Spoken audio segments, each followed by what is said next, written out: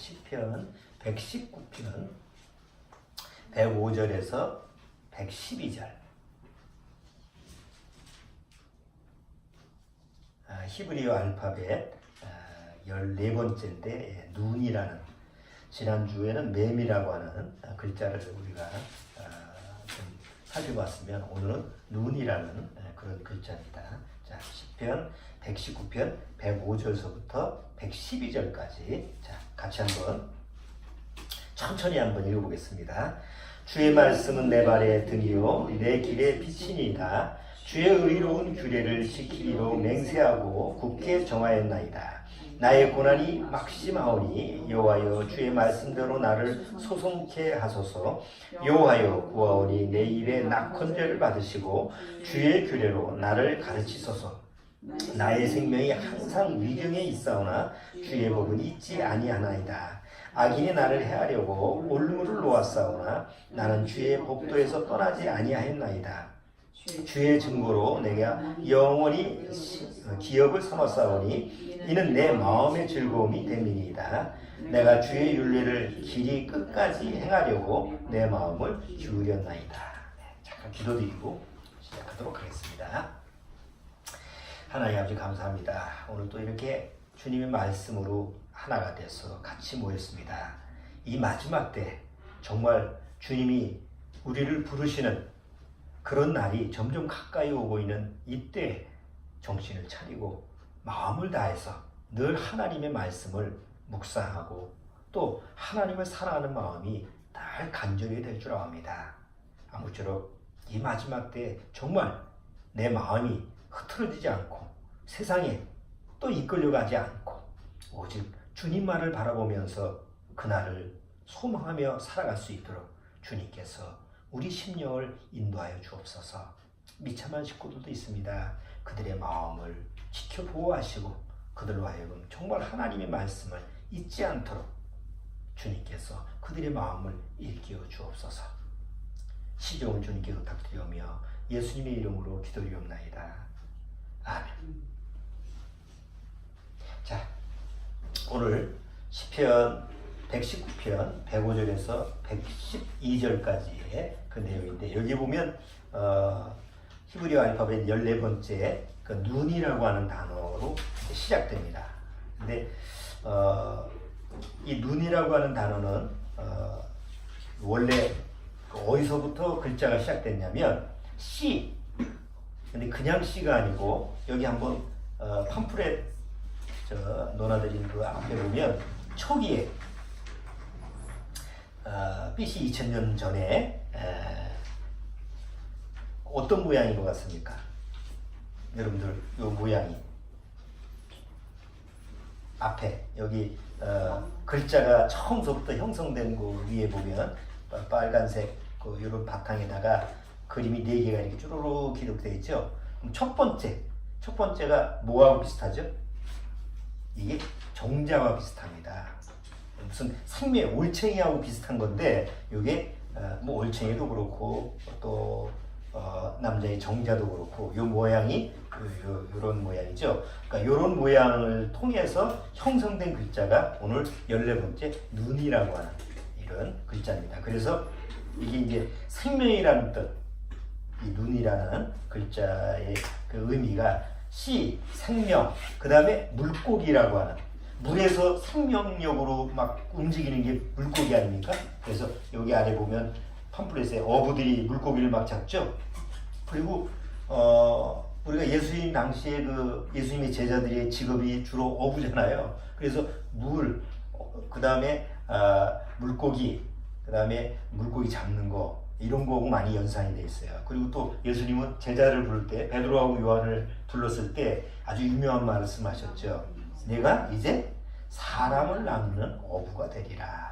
이렇게 그런 말씀도 기록되어 있어요. 그래서 이제 14번째 눈이라고 하는 글자는 씨, 생명, 또 물고기, 또 하나님의 법, 또 규례 이런 그 의미를 가지고 있는 글자입니다. 그래서 뭐 다른 글자도 중요하지만 이 눈이라고 하는 글자도 굉장히 중요한 그런 글자 중에 하나입니다.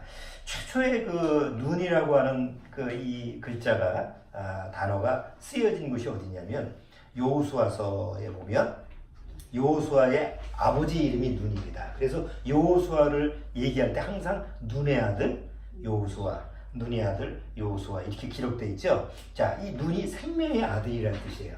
물론 여호수아의 아버지 이름이 눈이지만 여호수아가 어떤 인물이에요? 이스라엘 민족을 가나안 땅으로 인도한 사람이죠. 그래서 이스라엘 민족을 생명의 땅으로 인도한 그런 그 여호수아를 상징적으로 보여준 그런 글자이기도 합니다.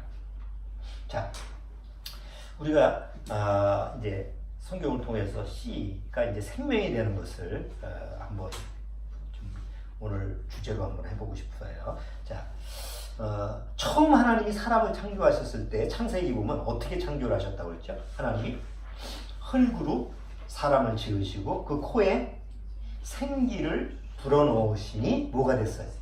생영이 된지라 라고 우리말 성경에 기록되어 있는데 이게 굉장히 혼란을 빚는 거예요. 우리나라 성경 해석법은 2분설입니다. 그러니까 성경에 우리가 신학적으로 3분설이 있고 2분설이 있는데 이게 뭐냐면 사람의 구조가 영과 혼과 육으로 되어 있다고 하는 걸 3분설이라고 하고 영혼과 육으로 되어 있다. 요거를 이제 2분설이라고 해요. 이제 신학적으로 이제 그렇게 구분하는데 우리는 영과 혼과 6, 3분설이라고 하는 것을 믿죠. 왜냐하면 데살로니가후서에 데살로니가전서 5장이 뭐예요? 너의 영과 혼과 육이 몸이 주님이 오실 때까지 보존되기를 원한다라고 성경에 틀림없이 세 부분으로 이렇게 구분을 해서 기록을 해놨잖아요. 그러니까 아니 세 부분인데 굳이 우리나라에서는 장로교회에서 2분설을 주장해요. 영혼은 하나다.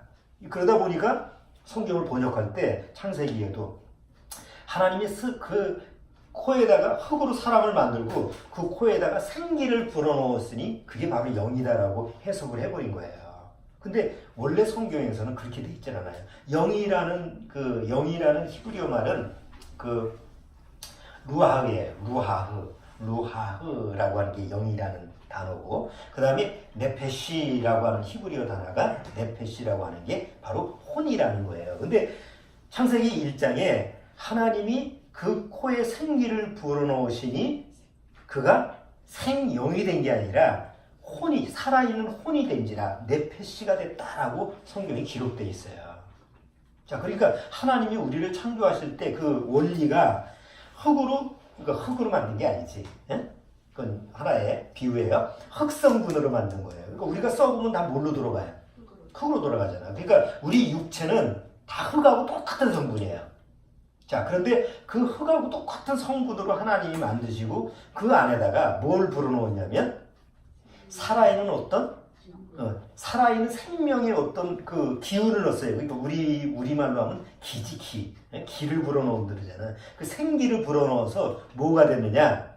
어떤 살아있는 의식이 있는 존재, 생명체예요. 영하고는 관계없어요. 어떤 의식이 있는 존재를 만들었는데 그게 이제 창세기 1장에는 바로 살아있는 혼이 되었다 이렇게 해석이 되는 거예요. 그렇게 봐야 돼요. 자, 그래서 요거를 이해하기 쉽게 우리나라 말에 혼이라고 하는 말하고 가장 쉽게 이해할 수 있는 말이 뭐냐면 얼이라는 단어예요. 우리말에 얼. 주원이 얼이라는 말 들어봤지? 얼.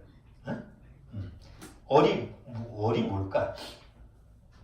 우리말에 얼. 자, 잘 보세요. 어린이.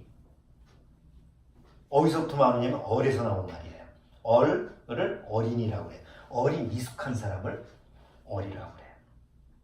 어른. 얼이 성숙된 사람을 어른이라고 해요. 자, 그런데 어르신이라고 그래요. 좀 어른을 연세가 드신 분을 조금 이제 존경하는 거에서 뭐라고 그래? 신이 됐어요. 얼이 아주 완숙이 돼서 신과 같이 된 그런 표현적으로 표현을 해요. 그래서 뭐 그게 맞는지 틀린지 모르겠는데 어쨌든 중요한 거는 어디서부터 파생된 말이냐면 얼이라는 말에서부터 파생됩니다. 자, 우리나라 말 얼은 무엇을 의미하는 말이죠? 얼. 우리나라에서 얼. 자, 요걸 뭐라고 그래요? 여기 눈, 코, 귀, 요게 달려 있는 걸. 수원이 요거 뭐지? 요걸 뭐라고 그래? 눈, 코, 귀, 입, 귀 달려 있는 거를 얼굴이라고 하지. 얼굴. 얼의 굴레라고. 응? 그냥 왜 얼굴이라고 그랬어? 그게 얼이야. 응? 자, 우리말이 그런 게 많죠. 얼떨떨하다. 응? 그렇죠? 그 다음에 아이 너 이렇게 어리버리하니. 또 어리석다. 뭐 얼치기, 얼뜨기. 에? 또 얼싸안다. 또 먹는 것도 얼큰하다. 군대에 가면 기합 주는 걸 뭐라고 하는지 아세요? 얼차례. 요즘 유행되는 말이 있죠. 너무 어이가 없어. 그걸 뭐라고 해요? 헐. 그 헐이 어떻게 해서 글자가 헐이 나왔을까? 빌 허자에다가 어를 붙이면 뭐가 나와요? 헐. 에? 아이고 아무것도 없어.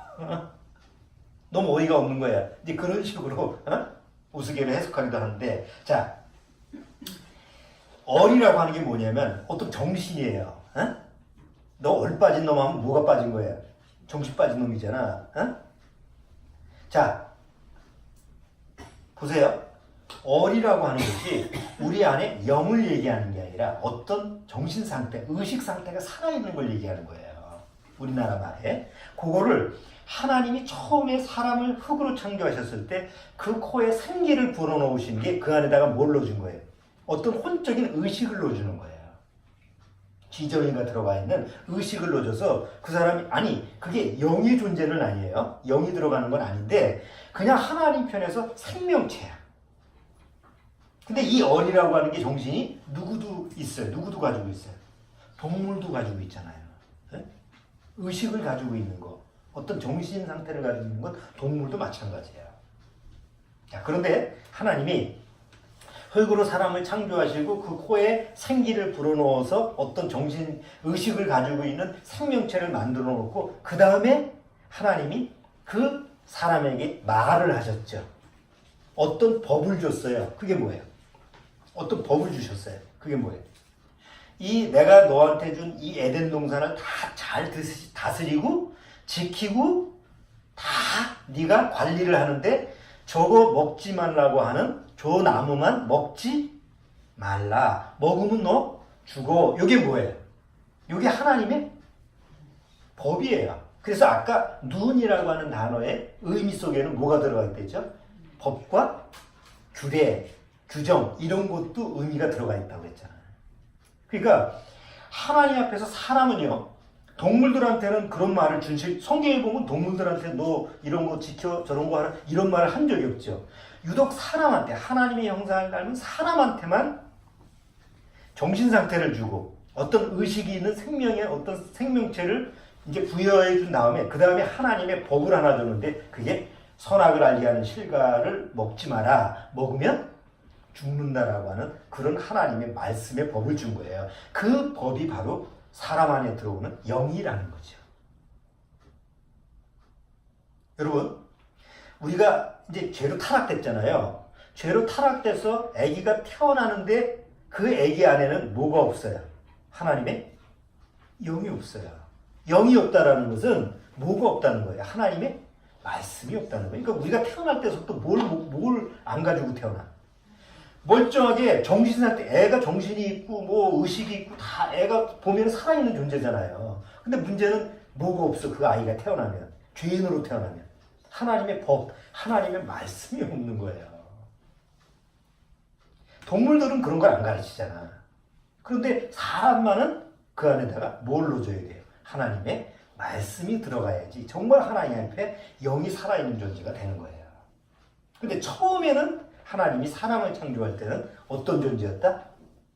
영적인 존재였는데 그 영적인 존재가 무슨 특별한 귀신이 영처럼 뭐 그런 게 들어오는 게 아니고 하나님이 아담과 하와한테, 그러니까 먼저 아담한테 뭘 줬어요? 하나님의 말씀이라는 법을 주셨다. 그게 바로 하나님 앞에 영의 사람이 된 거다라는 것을 우리가 성경을 통해서 찾아볼 수가 있는 거죠.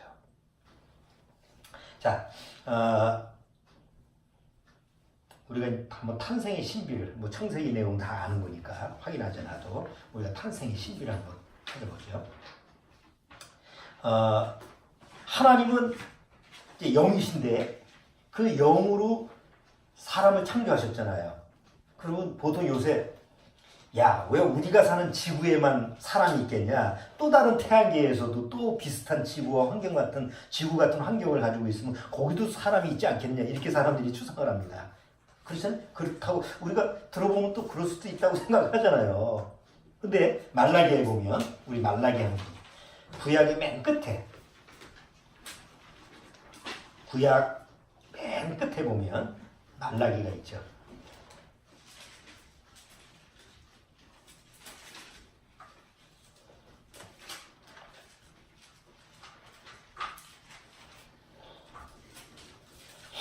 말라기 2장 15절 보세요.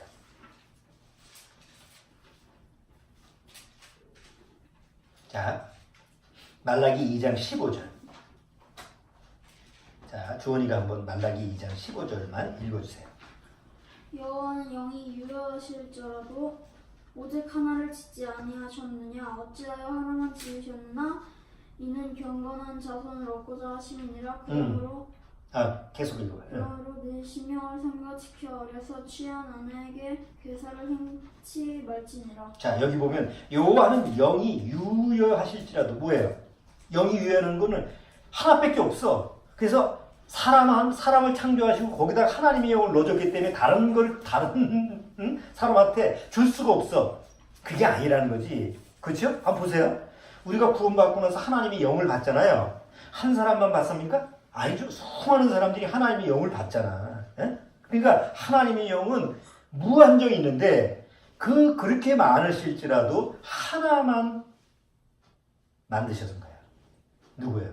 하나님의 영을 받을 수 있는 사람만 만드신 거예요. 물론 여기 말라기에서 내가 얘기하는 내용은 이스라엘 민족을 대표하는 얘기이기도 하지만 하나님이 영을 넣어줄 수 있는 대상은 어떤 자연의 피조물도 아닌데 오직 사람만이 하나님의 영을 받을 수 있는 거예요.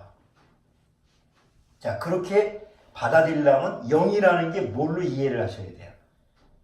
영은 뭐 귀신처럼 왔다 갔다 하고 이렇게 눈에 보이는 게 아니라 영이 곧 하나님의 뭐라고? 하나님의 말씀으로 들어오는 게 영이다. 그래서 말씀이 곧 영이다 라는 것을 우리가 정확히 알아야만이 그것이 혼란스럽잖아요. 그렇죠?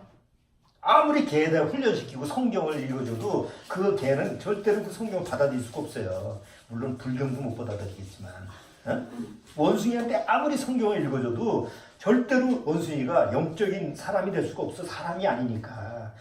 유독 하나님의 영을 받아들일 수 있는 존재는 사람, 하나님의 영상을 닮은 사람만이 가능하다는 거예요.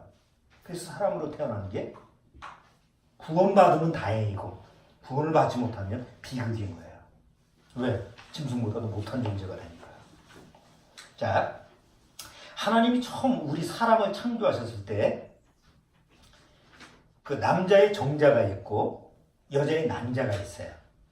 자, 정자는 살아있는 거예요? 죽어있는 거예요?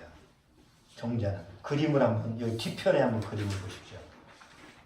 여기 맨 위에 보면 난자를 향해서 정자들이 막 헤엄쳐가는 이 실제적인 사진입니다. 이거 가상사진이 아니고 실제 사진을 찍어놓은 겁니다. 자, 정자가 살아있는 거죠? 자, 살아서 막 헤엄쳐 가는 거예요. 자, 그 다음에 여기 난자도 살아있는 겁니다. 자, 보세요. 엄마 안에 있는 난자는 하나의 생명입니다. 하나의 생명체입니다. 그 하나가 독립적인 생명체예요. 자, 아빠 안에 정자는 그것도 뭐예요? 독립적인 생명체입니다. 자, 그런데 정자는 정자의 모양을 가지고 있어요. 난자는 난자의 모양을 가지고 있죠. 아까 여기 그림 보시면 난자하고 정자하고 그림이 다르죠. 난자는 커요. 정자는 조그매요. 네? 자, 그런데 이 정자와 난자가 합치면 정자 같은 존재가 나타납니까? 난자 같은 존재가 나타납니까? 정자도 아니고 난자도 아니고 전혀 다른 또 다른 생명체가 태어납니다. 이게 하나님의 창조의 원리입니다. 하나님이 창조를 하실 때 창조의 원리의 법칙이 뭐냐면 어떤 하나의 생명체하고 또 다른 하나의 생명체가 딱 합쳐가지고 전혀 다른 생명체가 태어나게 하시는 게 하나님의 창조의 원리예요. 사람을 창조하실 때 그렇게 사람이 창조되게 하나님이 원래 법칙을 만든 거예요. 처음부터 그런 건 아니죠. 처음에는 어떤 존재? 아담과 하와는 지금 눈에 보이는 정자와 남자가 아니죠. 예? 아담은 지금의 우리 남자의 모습이죠.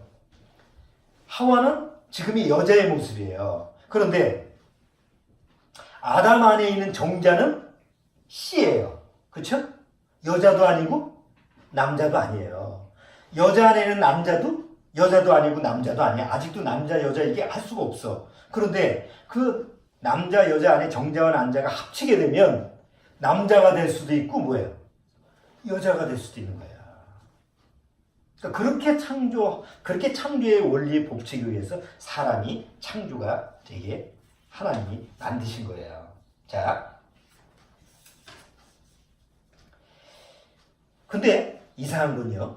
동물이나 식물이나 사람이나 이런 하나님이 주신 성의 법칙을 배우지를 않아도 본능적으로 안다는 사실이에요.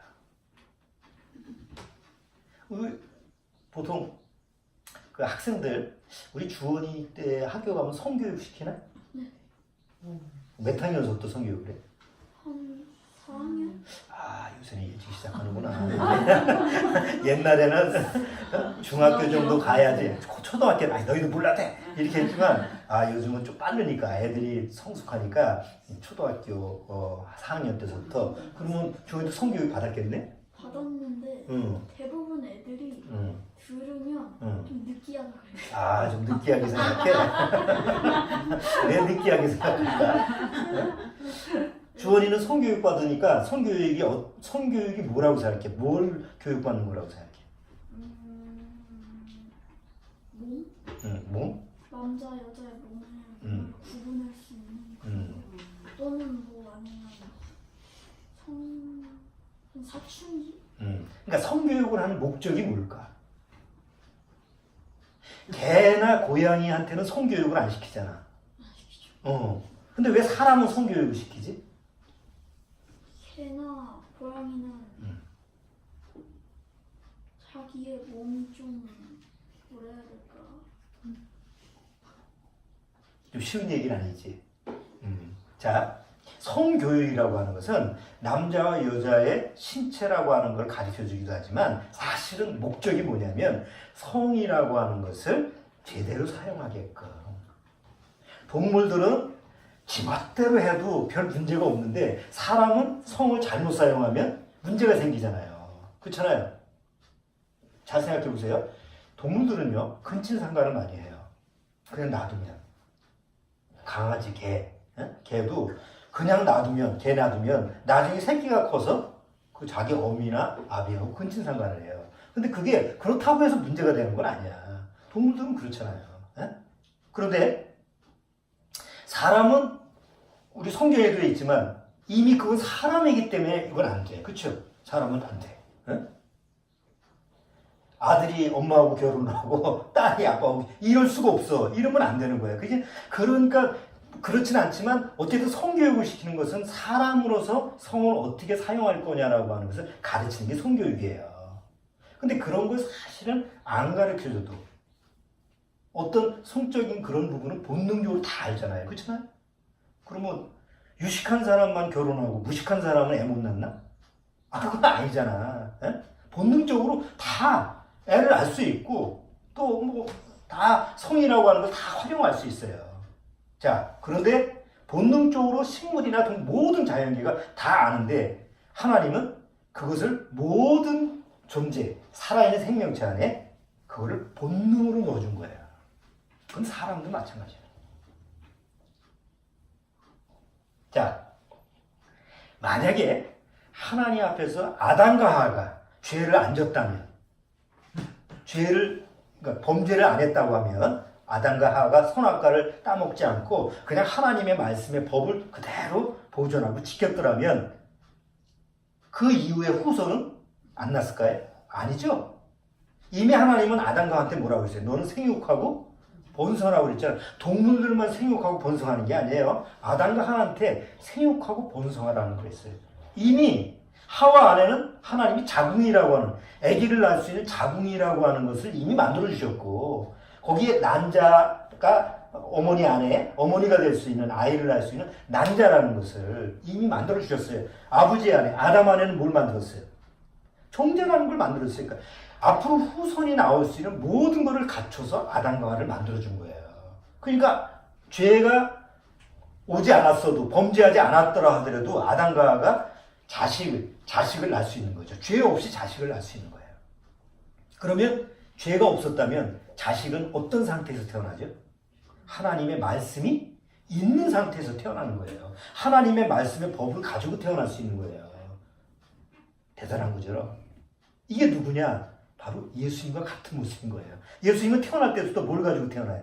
죄가 없이 하나님의 법, 영을, 하나님의 말씀이라고 하는 걸 가지고 태어나셨잖아요. 응? 말씀으로 오셨으니까. 이게 아담과 하와가 아이를 낳았을 때 그런 존재가 태어나서, 그러면 그런 사람들이 다 태어나가지고 이 세상을 지배를 하면 그 세상이 어떤 세상이에요? 의의 세상이지. 오직 하나님의 영광을 나타낼 수 있는 의의 세상이 될 수 있는 게 원래 하나님이 계획하셨던 바로 그 파라다이스예요.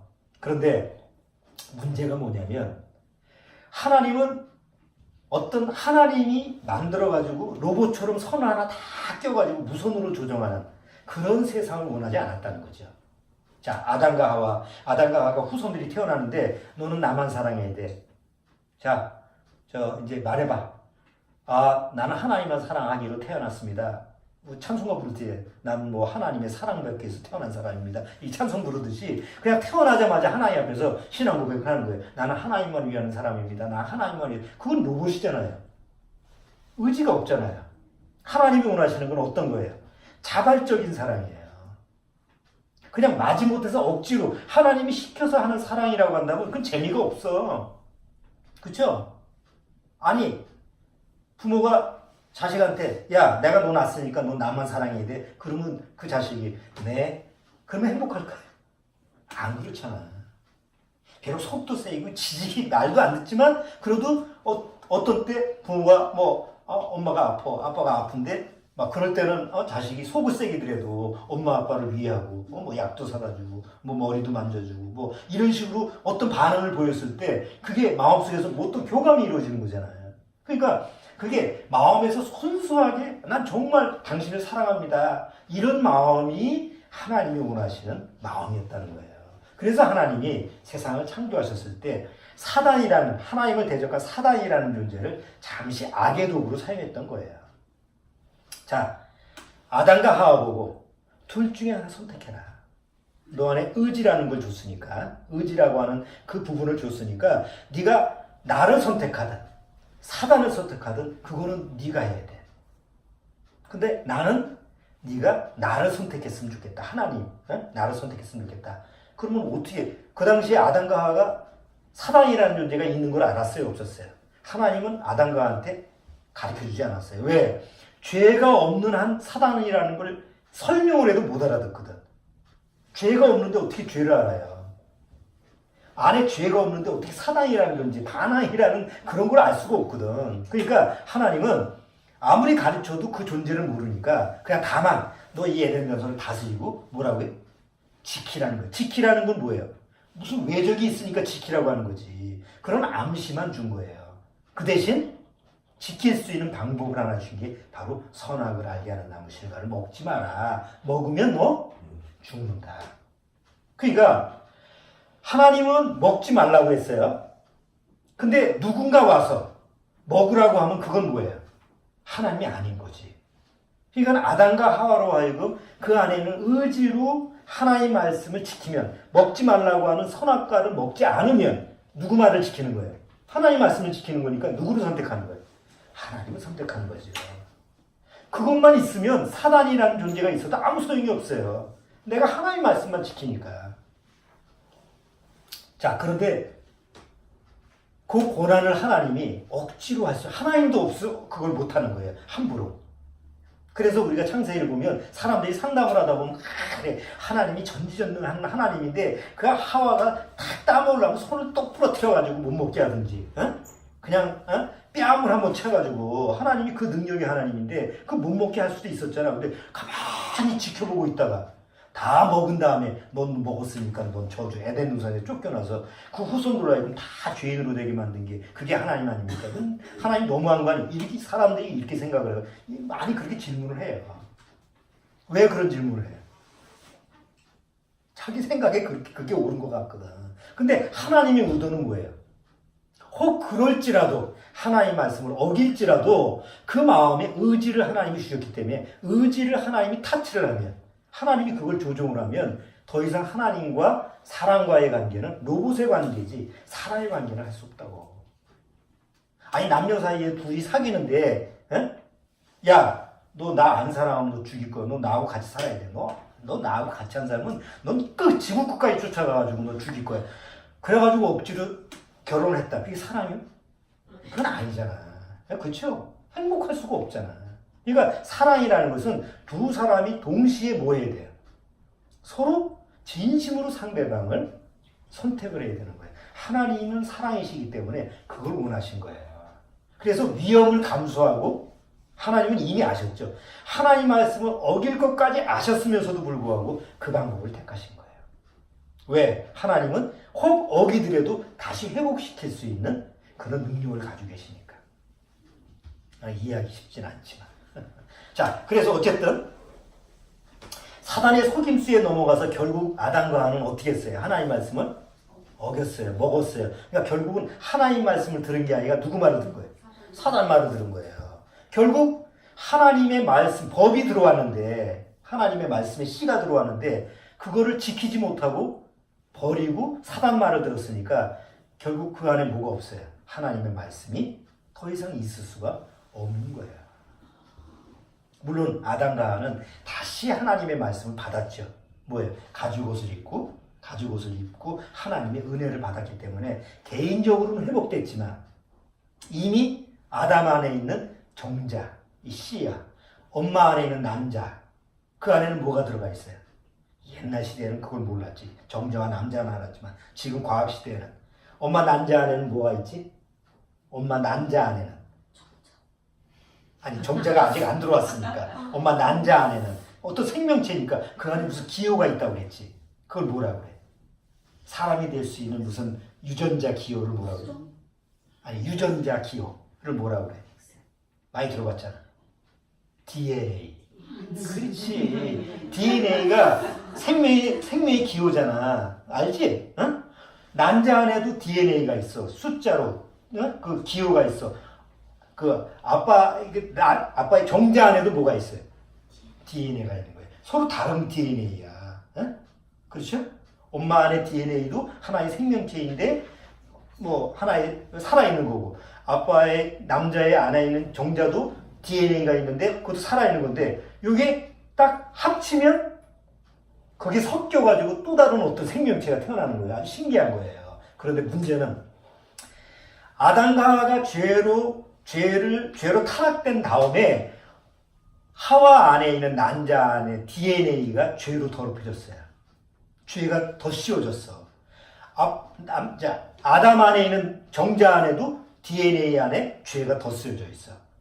그러니까 죄로 타락된 다음에 난자도 죄의 DNA가 돼 있고 정자도 DNA가 뒤집어 써가지고 아기를 딱 낳아서 카인을 딱 낳고 보니까 DNA가 죄라는 DNA가 죄라는 DNA 하나도 나쁜 거잖아요.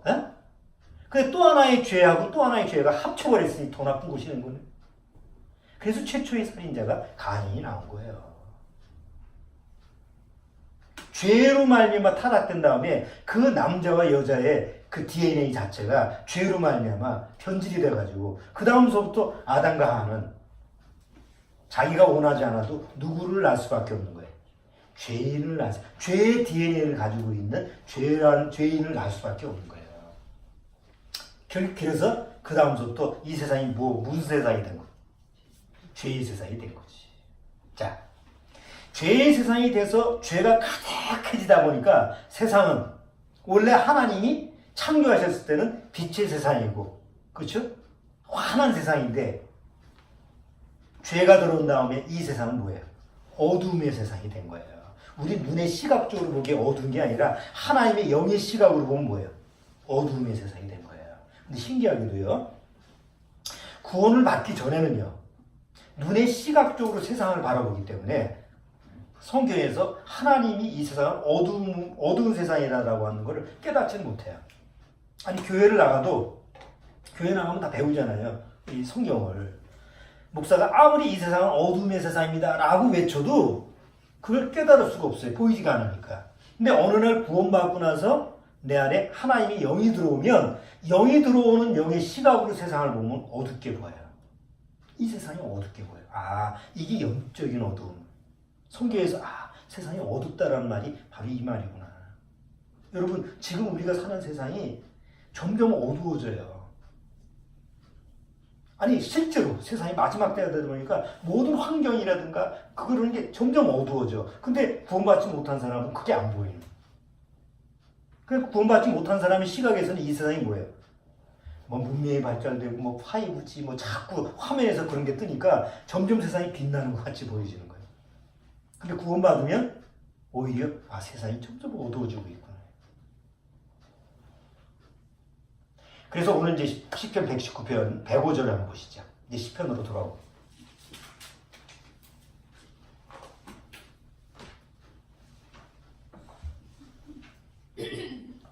자, 시편 119편 105절. 자, 오늘 첫 105절 첫 시작이 뭐죠? 주의 말씀은 내 발에 뭐죠? 등불이요. 여러분, 어두우면 손에다가 손전등, 프레쉬를 가지고 다니죠. 발에다가 전등 달고 다니는 사람 봤어요? 나 요거 이렇게 오늘 설교 준비하면서 반짝이는 아이디어가 생각이 났어. 신발에다가 등을 하나 달면 어떨까? 근데 잘 팔리지는 않을 것 같아. 예? 아니, 어두운 길에 우리 후라시 이렇게 들고 가잖아. 근데 후라시는 항상 챙겨가야 되잖아. 근데 신발은 항상 신잖아.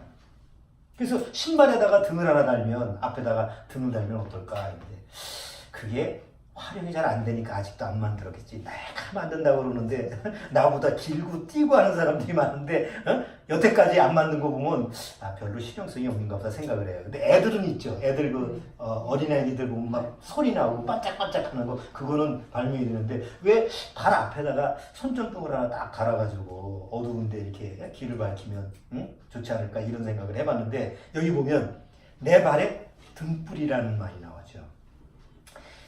히브리어 이 14번째 눈으로 시작하는 단어 중에서 히브리어에서 네르라고 하는 단어가 있는데, 이 네르라는 단어가 등불이라는 단어예요. 이 눈으로 시작하는 단어 중에서 네르. 그래서 여기 오늘 눈으로 시작하는 단어, 이 시편 105편, 119편 105절 시작이 바로 네르로 시작해요. 등불. 근데 등불이 어디에 등불? 내 발에 등불이에요. 이거 굉장히 중요한 부분이에요. 왜? 구원을 받은 사람은 발에 뭐가 있어요? 이 시편 기자가 얘기한 것처럼 주의 말씀은 내 발에 등불이라고 그래요. 발은 보통 성경에서 행위를 얘기하거든요. 내가 움직이고 어떤 목적지를 가고 뭐 모든 움직이는 것을 발이라고 성경에서 연결시키는데, 우리는 어디를 가도 넘어지는 경우가 많죠. 어디 가도 속아 넘어가고, 어디 가도 또 사기를 당하고, 어디 가도 또 위험한 일을 당하고, 뭐 세상에 가다 보면 뭐 예기치 않은 사건 때문에 이 넘어지고 저리 넘어지고 또 뭐 이렇게 저렇게 세상에 모든 일을 부딪히는데, 그건 뭐가 없어서 그래요? 안 보이기 때문에 그런 거 아니에요. 잠언서에 뭐라 했어요? 자, 아기는 그 발이 어두움의 길을 걷는 것 같아서 어디에 걸려 넘어져도 그것이 무엇인지 깨닫지 못하다. 어두운 데로 걸어가니까 그런 거예요. 자, 근데 구원받은 사람은 발에 뭐가 있어요? 주의 말씀은 그냥 등불이 있는 게 아니에요. 주님의 말씀이 내 발에 등불이라고. 그러니까 말씀이 있으니까 어디를 걸어가도 그 말씀 때문에 빛이 비치니까 환하게 나갈 수가 있다는 거죠. 자, 에베소서 6장 12절을 한번 보세요. 에베소서 6장.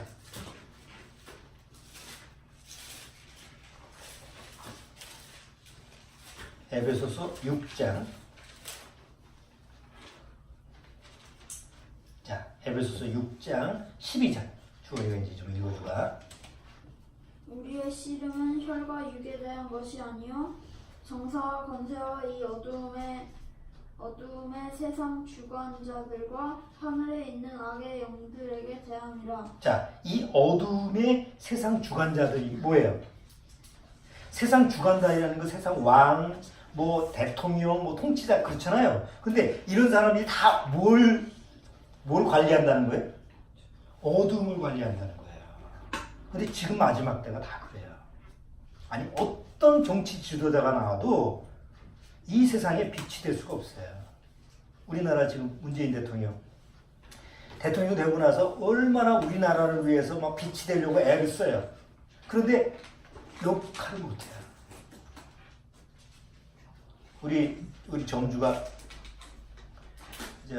선거를 할 때 문재인 파기 때문에 기를 쓰고 촛불도 나갔어. 나한테 가재맥기 촛불도 나갔다고. 어? 그래서 문재인 찍었어. 근데 얼마 전에 그렇더라고. 정말 내가 이럴 줄 알았으면 안 찍는데 그렇게 못하냐고. 아니 한탄하더라고. 그래서 나는 안 찍었는데 아니 자기는 그거 왜 찍었어? 했더니 그럴 줄 몰랐대. 그렇게 아니 어느 정도 할 줄 알았는데 그렇게 정치를 못하는 줄 자기도 예측을 못했다 이거지. 근데 사람들이 우리나라 대다수 사람들이 그래. 젊은 사람들도. 근데 이게 능력이 없어서 못하는 게 아니에요. 지금 프랑스, 독일 뭐 어디 나라 정치 지도자들도 나름대로 하려고 해도 안 돼. 받쳐주지 않아. 환경 자체가. 환경이 점점 어두운 쪽으로 가다 보니까 그거는 어떻게 인간이 스스로 할 수가 없는 거예요. 그렇잖아요. 유난히 전 세계에서 그나마 빛을 발휘하는 게 트럼프예요. 다 중국도 그렇죠. 중국도 지금 어떻게든지 좀 살리려고 애를 쓰고 발버둥을 치는데 그게 쉽지가 않잖아. 뭐 우리 주변의 나라들 다 보세요. 뭐 좀 할만하면 뭐 기근 나서 무너져. 할만하면 홍수가 일어나가지고 뭐 다 재난이 일어나. 뭐 할만하면 뭐 테러가 일어나. 뭐 이러니까 지도자들이 정신을 못 차려. 뭐 어떻게 할 수가 없어. 근데 유독 트럼프만 이상하게 뭐 빛을 발휘해요. 왜 그럴까요? 하나님 편에 서기 때문에요. 그리고 세상은 다 지금 반유대주의로 가요. 유대인을 미워하는 쪽으로 다 가요. 그런데 유독 세상에서 유독 유대인 편 딱 한 사람이 있어요. 정치 지도자들 중에. 바로 트럼프예요. 그래서 적극적으로 지원하는데 이상하게 트럼프가 막 몰리는 것 같은데도 미국이라는 나라는 오히려 지금 회복을 하고 경제력도 좀 회복이 되면서 뭐 어쨌든 다른 나라에 비해서 좀 아주 더 강한 나라 쪽으로 가는 거예요. 자, 이게 세상 어두움을 나타내는 거예요. 점점 더 어두워지는 거죠.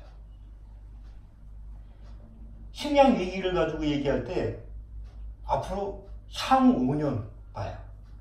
지금 필리핀 그다음에 소련 우크라이나 있지만 거기 지금 이제 옛날에 곡창지대가 캐나다라든 미국이든 곡창지대가 다 지금 가뭄 때문에 곡물이 안 나와요. 근데 다 식량 파동이야. 그나마 우리나라는 아직까지 뭐 수입하는데 별 문제가 없어서 그런지 별 문제가 없는데 옛날에 밀가루 파동 났을 때 한번 생각해봐요. 지금은 쌀보다 뭘 많이 먹어? 밀가루 주로 많이 먹잖아. 그럼 밀가루 파동 나면 뭐 먹을 거예요? 쌀 먹어야 돼. 근데 쌀 농사는 점점 안 쪄. 쌀 안 먹으니까. 그럼 나중에 어떻게 할 거냐? 몰라. 아무도 몰라.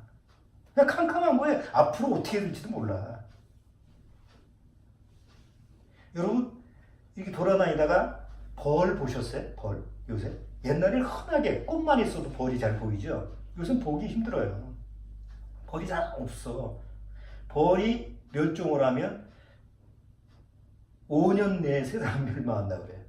곤충학자가. 생태계가. 그러니까 나타나는 현상으로 보면 다 어두운 얘기야. 기후 문제, 이런 게. 에?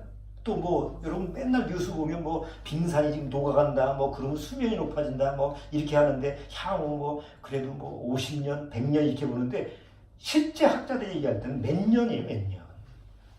그러니까 그런 위기 속에서 사는데 보통 우리가 살 때는 뭐예요? 사람들이 살아가는 모습. 그게 어둡게 안 느껴지잖아. 근데 2000년 전에 기록된 성경은 이미 세상은 어둠이야.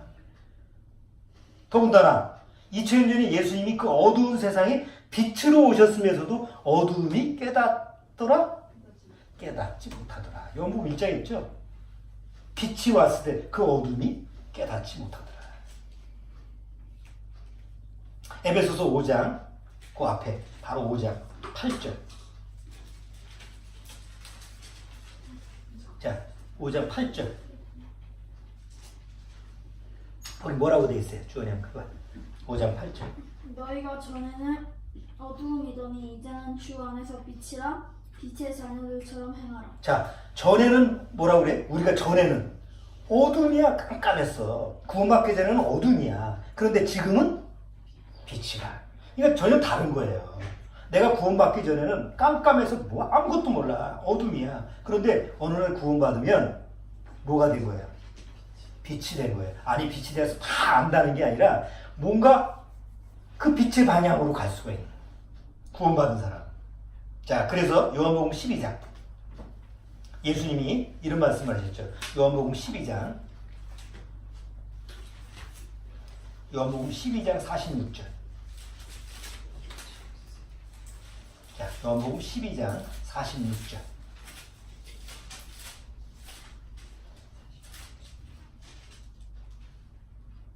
자, 요한복음 12장 46절. 주원이 또 크게 읽어주세요. 나는 빛으로 세상에 왔나니 무릇 나를 믿는 자로 어두움에 거하지 않게 하려 함이로라. 자, 예수님은 빛으로 왔어요. 왜 빛으로 왔어요? 사람들로 하여금, 나를 믿는 사람들로 하여금 어디에 거하지 않게 해서, 어둠에 살지 않게 하기 위해서. 그러니까 예수님을 믿는 자는 어둠에 살지 않게 된다는 거예요. 그리고 구원받으면 이게 실제적으로 경험을 하는 거예요. 또 사도행전 26장.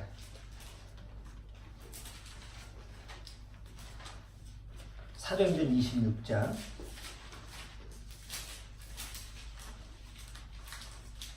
사도행전 26장 18절.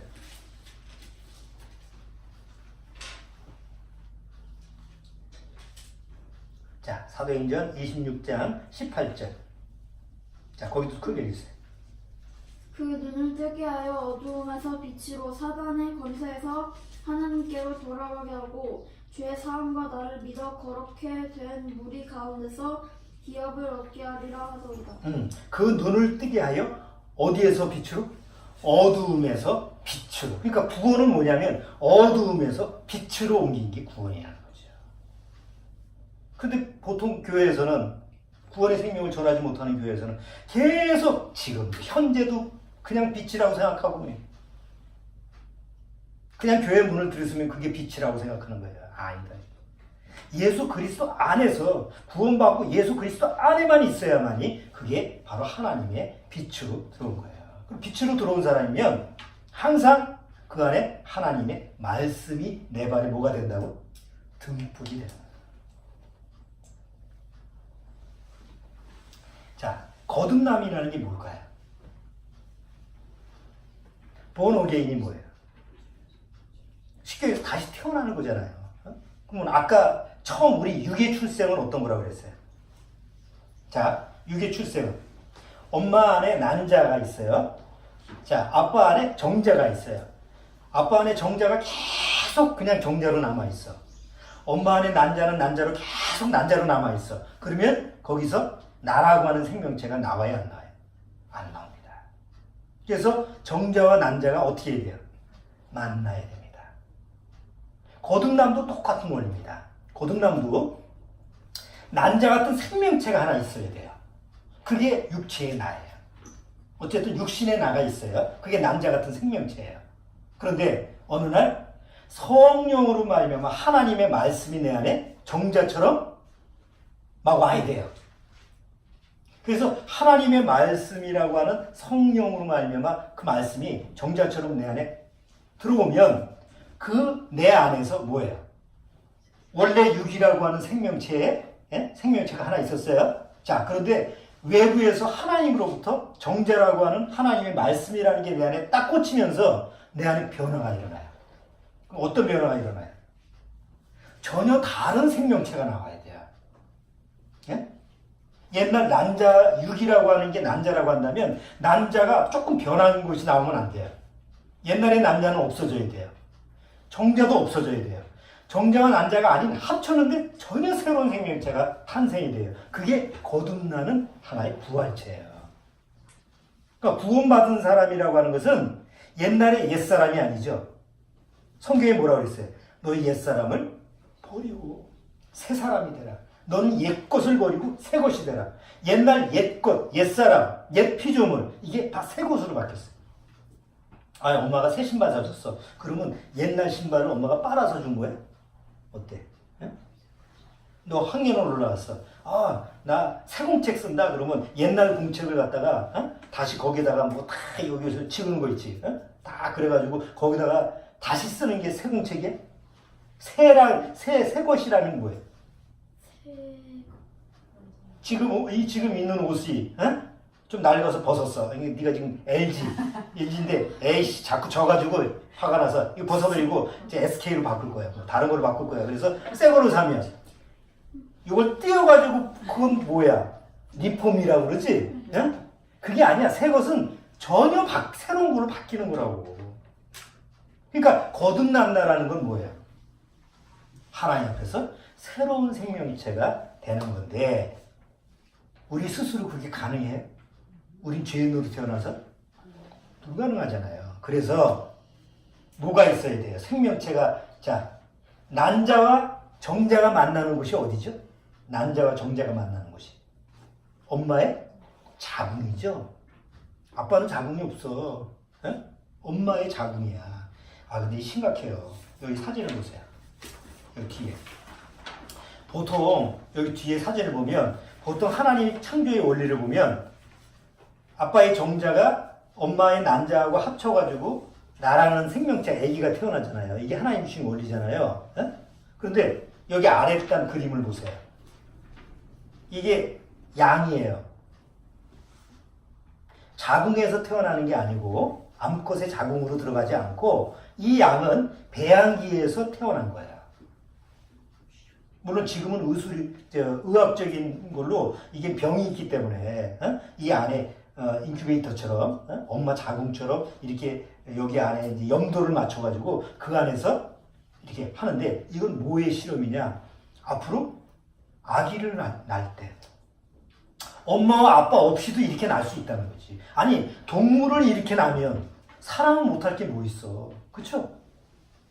그래서 난자와 요새는 시험관 아기가 되잖아요. 시험관 아기. 근데 요새 시험관 아기는 시험관 아기를 난자와 정자를 만나게 해서 그 세포를 어디다가 넣어주는 거예요? 엄마의 자궁에다가 넣어주는 거잖아. 그게 지금 요새 시험관 아기죠? 근데 이거를 더 이상 엄마한테도 필요 없다는 거지. 자궁이라는 것을 하나 만들어가지고 그 자궁 안에다가 세포를 증식시키면 똑같이 사람이 나올 수도 있다라고 하는 기본 실험이에요. 이게 지금 요 양이 여기만 들어가 있는 게 아니에요. 지금 나와서 팔팔 뛰어 돌아다니고 있어. 이 배양이 실제로 돼서 이게 실제적인 살아있는 지금 양으로 지금 아주 튼튼하게 살아있어. 이건 이제 사람으로 하는데 이제 아직 조금 이질감이 있으니까. 그런데 앞으로 뭐 예를 들어서 아기를 못 낳는 사람 있잖아요. 요새 아기를 못 낳아가지고 시험관 하기도 했는데 그것도 실패할 경우. 그럴 때는 이제 이런 식으로 해서 아기를 낳을 수 있다. 이렇게 이제 요새 과학적으로 나오는데 그야말로 말씀 아닙니까? 이건 하나님의 창조의 원리를 인간 스스로 해보겠다는 거 아니야. 아이 뭐 그러든지 말든지 뭐 우리 올라가면 되니까 뭐 알아서 하라고 그러면 되는데 중요한 거는 하나님이 우리한테 주시는 이제 거듭남이라는 신비가 뭐냐면 원리가 같다는 거예요. 자궁이 필요하잖아요. 하나님의 생명, 또 다른 생명이 옛날 죄의 육신 말고 죄로 만들어진 죄사람 말고 하나님이 원하시는 의의 사람을 만들기 위해서 자궁이 하나 필요한데 이 자궁은 무균실이어야 돼요. 그렇죠? 어떤 그 균이 있으면 안 되잖아요. 그러니까 엄마의 자궁 안에는 아주 순수한 거잖아요. 어? 자, 오염이 되면 안 돼. 그래서 하나님이 직접 아들의 모양을 가지고 육신을 입고 이 세상에 오신 거예요. 그리고 자궁을 만드는데 인간의 죄를 깨끗이 없애기 위해서는 예수님의 피가 필요한 거예요. 그래서 십자가에서 피를 흘리면서 십자가라는 자궁을 만든 거예요. 그리고 누구든지 예수 그리스도를 믿고 예수 그리스도 안으로 들어오는 거예요. 십자가 안으로 들어온다는 건 뭐예요? 예수님과 함께 십자가 안에서 죽어야 돼. 그렇죠? 예수님과 십자가 우리가 구원받기 위해서는 반드시 예수님과 함께 죽어야 돼. 그것이 다시 살아날 수 있어. 그래서 자궁이라는 십자가 안에 내가 들어가서 예수님과 함께 죽으면 다시 새 하나님이 원하는 의의 사람으로 다시 변화되는 것이 예수님이 십자가라는 거죠. 이게 성경의 원리예요. 보세요. 자, 고린도전서 15장. 자, 고린도전서 15장.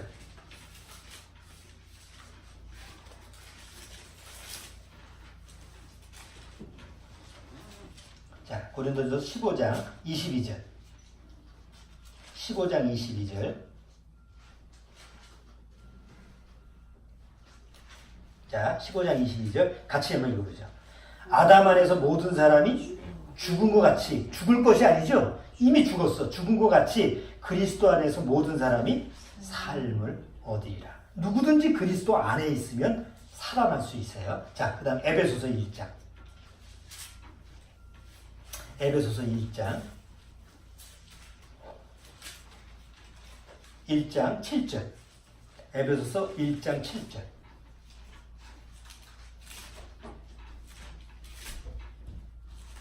자, 1장 7절 같이 읽어보겠습니다. 우리가 그리스도 안에서 그의 은혜의 풍성함을 따라 그의 피로 말미암아 구속 곧 죄사함을 받았으니. 자, 우선 그리스도 안에서 뭘 받아야 돼요? 죄가 다 씻겨야 돼. 죄라고 하는 게 씻겨야 되는데 죄로 씻어서 내가 용서가 되는 게 아니고 죄로 말미암아 씻김으로 말미암아 나의 옛사람이 뭐예요? 완전히 없어지게 되는 거예요. 하나님 앞에서 소멸이 되는 거예요. 단순히 그냥 떼뱉기는 게 아니에요. 예? 그 다음에 2장 1절, 아니 2장 10절도. 자, 2장 10절. 또 같이 읽어보죠. 우리는 그의 만드신 바라. 우리는 구원받은 사람은, 예? 우리는 그의 뭐예요? 만드신 바라. 그러니까 엄마 아빠 안에서 태어나는 것을 얘기하는 게 아니죠. 또다시 만든 거니까. 그러니까 그리스도 안에서 십자가를 통해서 그리스도 안에서 새로운 존재로 만들어졌어요. 우리는 그의 만드신 바라 그리스도 예수 안에서 선한 일을 위하여 지으심을 받은 자니 이 일은 하나님이 전에 예비하사 우리로 그 가운데서 행하게 하려 하심이라. 또 갈라디아서, 또 에베소서 앞에 갈라디아서 2장 20절.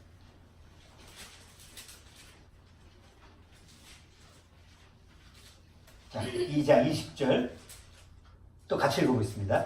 내가 그리스도와 함께 십자가에 못 박혔나니. 예수님만 못 박힌 걸 믿으면 안 되죠? 아니, 보통 교회 나가는 사람들은 예수님이 십자가에 못 박힌 게 누구예요? 예수님만 못 박혔어. 그러니까 눈물 저절 흘리고 불쌍하다는 거야. 새로 거듭나려면 예수님이 십자가에 못 박힌 그걸 바라보고 누가 죽었다는 걸 알아야 돼.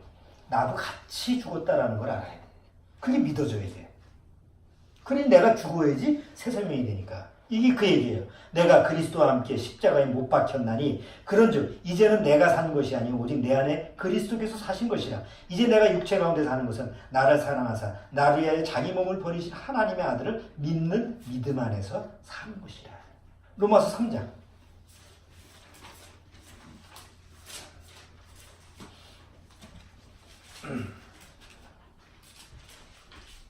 로마서 6장을 보자.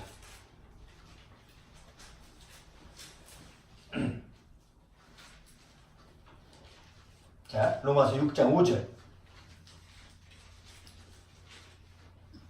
자, 6절 보겠습니다. 자, 6절. 우리가 알거니와 우리, 그 다음에 동그라미 쳐보세요. 무슨 사람? 우리 옛사람이. 새 사람 아닙니다. 옛사람이 예수와 함께 십자가에 못 박힌 것은 죄의 몸이 멸하여 다시는 우리가 죄에게 종노릇하지 아니하려 함이니. 여러분, 이 로마서를 기록하는 이 사도 바울이 지금 이 당시에 죽은 사람이에요, 산 사람이에요? 예수님이 지금 사도 바울이 이거를 기록할 때 우리 옛사람이라고 말하잖아요. 그럼 이렇게 얘기할 때 사도 바울은 지금 살아서 쓰는 거예요, 죽어서 쓰는 거예요? 살아있는 상태잖아요. 예수님은 이미 뭐예요? 십자가에 죽었죠? 예수님이 이미 과거에 죽으신 분이에요. 사도 바울은 지금 살아서 쓰고 있다고. 이게 무슨 얘기예요? 예수님은 이미 죽어 있는 분인데 지금 살아서 쓰고 있는 사람이 과거에 이미 전에 죽은 예수님과 함께 죽은 것으로 여긴다는 말이에요. 그럼 지금 2000년이 지난 지금 우리한테도 똑같이 적용되는 거지. 그렇잖아요, 시차가. 그게 지금 로마서를 기록할 당시에 예수님이 십자가에 죽은 지 뭐 한 30년, 뭐 20년밖에 안 됐다 하더라도 이미 미래의 일이잖아요. 그런데 2000년이나 뭐 20년이나 2000년이나 똑같잖아. 2000년 이후에 태어난 내가 지금 예수님이 십자가를 바라보고 똑같이 이 말을 시인할 수 있는, 내 옛사람이 예수님과 십자가에 함께 못 박혔나니 이제는 내가 아니요, 내 안에 새 사람 예수님이 사신 것이라는 것을 고백할 수 있다는 거죠. 이게 거듭남이라는 거예요. 이렇게 거듭난 사람은 아까 시편 19편 105절에 주님의 말씀은 내 발에 등불이라고 그랬죠. 그게 내르라는 단어라고 그랬어요. 또 하나 뒤에 내 길에 빛입니다 라고 하는데 거기서 길이라는 단어가 또 나티브라고 해서 이 히브리어 눈으로 시작해요. 나티브. 이게 길이에요. 근데 이게 어떤 길이냐? 많은 사람들이 걷다 보니까 그 길이 흔적이 남아가지고 풀도 밟아가지고 죽고 그래서 그게 오솔길을 쭉 났어요. 여러분 산에 보면 나오죠. 산에 보면 길이 하나 나 있어.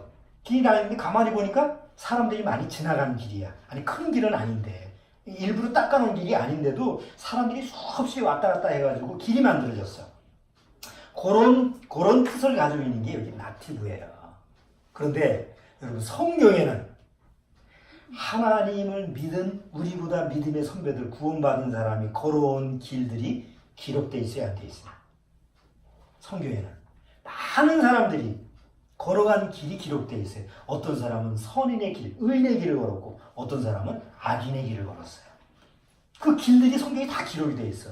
우리는 그 성경을 보고 선택할 수가 있잖아. 이 길은 가면 안 되겠구나. 이 가인의 길을 가면 안 되겠구나. 네? 에서의 길을 가면 안 되겠구나. 모세의 길을 가면 안 되겠구나. 이스라엘 민족의 길을 가면 불순종의 길을 가면 안 되겠구나. 아브라함의 길을 걸어야겠구나. 요셉의 길을 걸어야 되겠구나. 다윗의 길을 걸어야 되겠구나. 솔로몬처럼 왔다 갔다 하지 말아야 되겠구나. 우리는 성경을 통해서 그 길의 빛을 발견할 수 있는 거예요. 그래서 시편 119편 이 105절 처음에 주님의 말씀은 뭐가? 주님의 말씀은 어떤 교회, 교리, 신념 이게 아니고 주님의 말씀은 내 발에 등불이요 내 길에 빛입니다 라고 선언할 수 있는 거예요. 구원받은 내가 그럴 수 있다는 거지. 우리는 어디를 가야 돼요? 구원받고. 이 길 저 길 없어요.